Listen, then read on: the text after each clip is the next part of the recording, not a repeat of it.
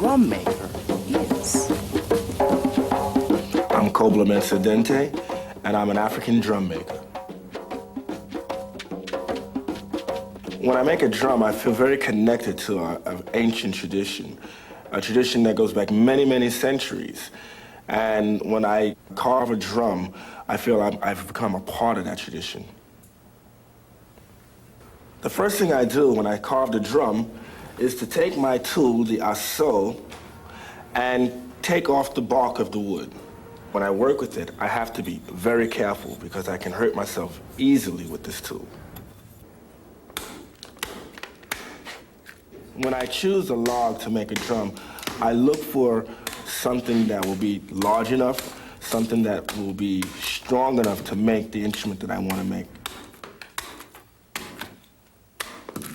The wood that I like to use is red cherry or red oak.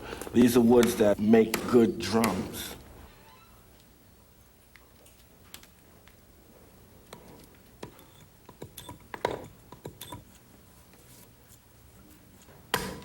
Today, I'm making a Djembe drum. This drum comes from the old Mali Empire. It is a drum of celebration. After I finish shaping the drum, I begin to hollow out inside of the shell. I'll use a tool called the gauge chisel. It's like a knife, but it has a curved blade on it. And this allows me to scoop out the wood inside the log.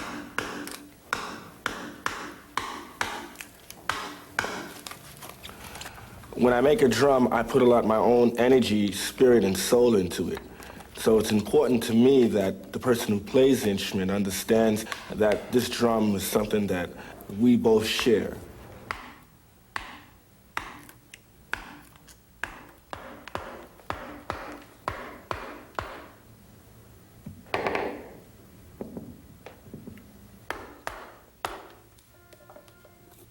I feel when you can take something out of a raw piece of wood and create an instrument out of it, then you're making magic.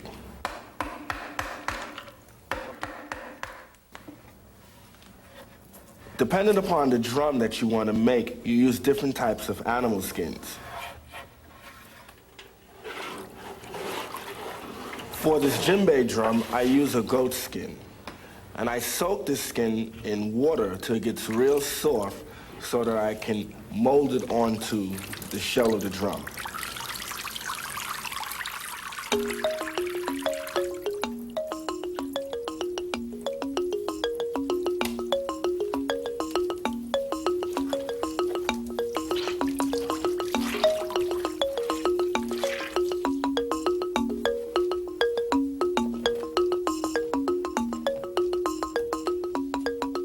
The skin stays fastened onto the drum by cradles. You have one cradle on the top and one cradle on the bottom.